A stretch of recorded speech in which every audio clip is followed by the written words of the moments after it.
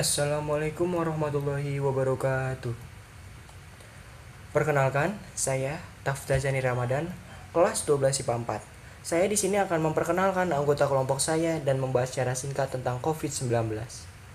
Pertama, ada ketua, yaitu saya sendiri. Selanjutnya ada notulen, yaitu Zidan Madavikia. Selanjutnya moderator, Dimas Matias Giovanni.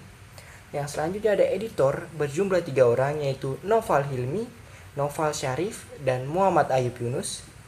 Selanjutnya ada presentator data yang berjumlah 5 orang, yaitu Lupita, Gian Rizky, Deril Ananda, Friska Junita, dan Yobela. Oke, kita masuk ke pembahasannya. Berawal dari kasus di Wuhan, COVID-19 menyebar ke seluruh dunia silih berganti dengan cara penularan yang disebut kasus impor dari luar wilayah asal atau transmisi lokal antar penduduk. Virus ini bisa menyebar lewat medium apa saja seperti air liur, pakaian yang sudah dipakai oleh terinfeksi, bahkan lewat udara. Maka dari itu, WHO atau Badan Kesehatan Internasional menghimbau agar selama pandemi ini semua orang memakai masker dan jaga jarak agar laju penyebaran virus tersebut bisa ditekan, bahkan kalau bisa dihilangkan.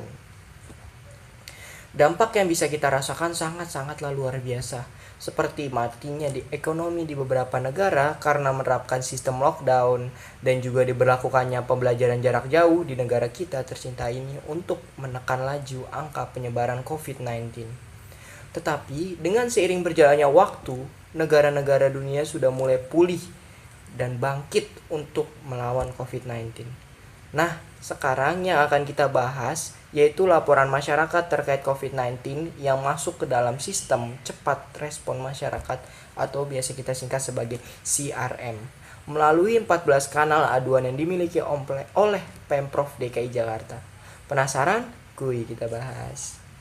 Assalamualaikum warahmatullahi wabarakatuh. Shalom, Om Swastiastu. Nama saya Dimas Hera Matias Giovanni selaku moderator akan mengatur jalannya presentasi pada hari ini mengenai dashboard cepat respon masyarakat terkait COVID-19. Dipersilahkan kepada presentator pertama, Yobela, untuk mempresentasikan subtema jumlah pelapor setiap bulan. Jumlah pelapor setiap bulan. Jumlah pelapor di bulan Maret terbilang cukup banyak, yaitu 622 pelapor. Dan di bulan April pun jumlah pelapor meningkat menjadi 2.321 pelapor. Peningkatan ini cukup drastis dari 622 pelapor menjadi 2.321 pelapor, yang berarti meningkat sebanyak 1.699 pelapor. Kemudian di bulan Mei pelapor mulai menurun menjadi 1.474 pelapor dan di bulan Juni pun menurun menjadi 662 pelapor. Begitupun di bulan Juli menjadi 520 pelapor dan di bulan Agustus naik sedikit menjadi 595 pelapor. Yang berarti dari bulan Juni sampai Agustus jumlah pelapor tidak terlalu melonjak tinggi. Namun di bulan September jumlah pelapor kembali meningkat jauh yaitu sebanyak 1.713 pelapor, yang berarti meningkat sebanyak 1.118 pelapor. Dan di bulan Oktober pun jumlah pelapor menjadi kembali turun menjadi 720 pelapor. Dipersilahkan kepada presentator kedua, Lupita, untuk mempresentasikan subtema jumlah laporan berdasarkan status laporan. Jumlah laporan berdasarkan status laporan. Sampai saat ini telah diterima sebanyak 12.318 laporan dengan presentase laporan yang sudah komplit sebesar 98,2%, serta presentase laporan dengan status koordinasi sebesar 0,5%, dan presentase laporan dengan status menunggu yaitu sebesar 0,3%. Dipersilahkan kepada presentator ketiga, Gian, untuk mempresentasikan subtema jumlah laporan berdasarkan kategori.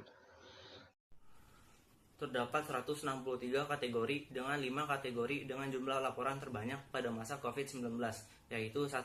Gangguan ketentraman dan ketertiban sebanyak 4.697 laporan. Kedua, bantuan sosial sebanyak 1.515 laporan. Ketiga, perizinan bidang ketentraman, ketertiban, dan perlindungan sosial sebanyak 773 laporan. Keempat, pelanggaran perda atau pergub sebanyak 770 laporan. Kelima, pungutan liar sebanyak 732 laporan.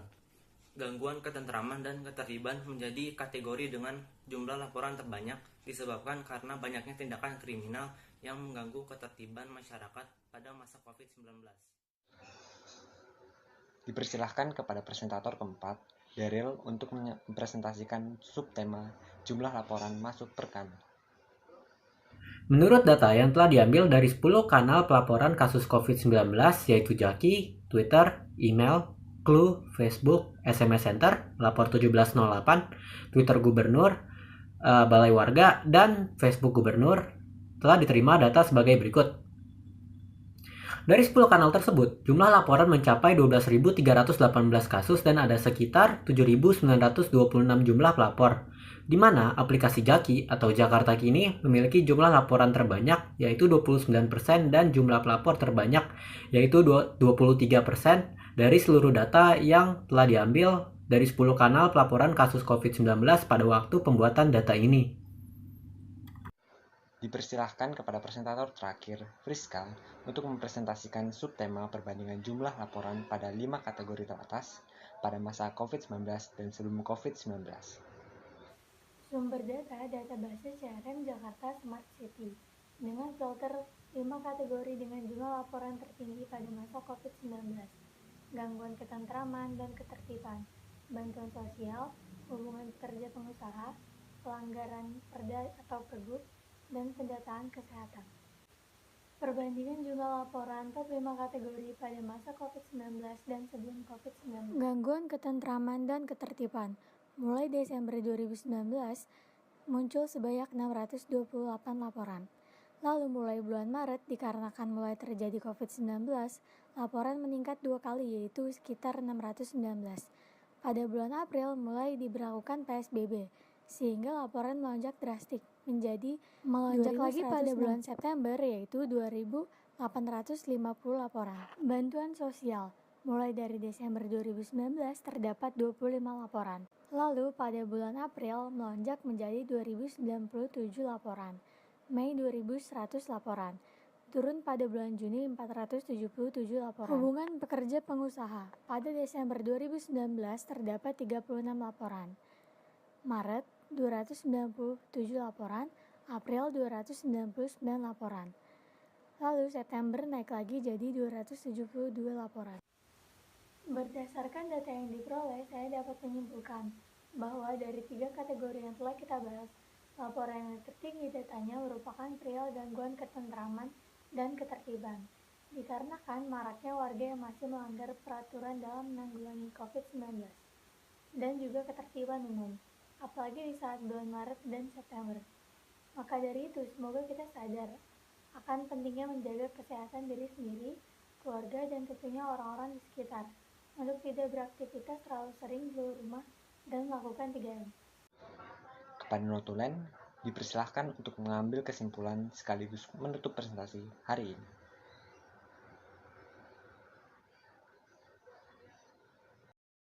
Berdasarkan data-data yang sudah dipresentasikan, kita dapat menarik beberapa poin kesimpulan. Yang pertama, berdasarkan data jumlah laporan, berdasarkan status laporan, yang sebanyak 12.318 laporan, persentase laporan yang sudah komplit sebesar 98,2%. Yang kedua, menurut data dari 10 kanal pelaporan kasus COVID-19, aplikasi Jaki atau Jakarta Kini memiliki jumlah laporan terbanyak, yaitu sebanyak 29% dan pelapor sebesar 23%. Yang ketiga, gangguan ketentraman dan ketertiban menjadi kategori dengan laporan terbanyak, yaitu sebanyak 4.697 laporan.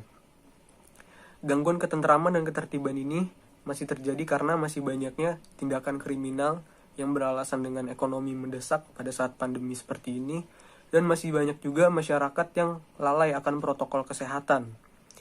Maka dari itu, kita sebagai warga DKI Jakarta terutamanya harus saling mengingatkan, terutama diri sendiri, keluarga, teman-teman dekat, agar selalu menjaga dan mentaati protokol kesehatan demi ketertiban dan kenyamanan kita bersama. Oke, saya mewakili kelompok saya mengucapkan mohon maaf yang sebesar-besarnya apabila ada salah-salah kata dalam presentasi ini. Semoga video ini bermanfaat untuk kalian semua. Terima kasih.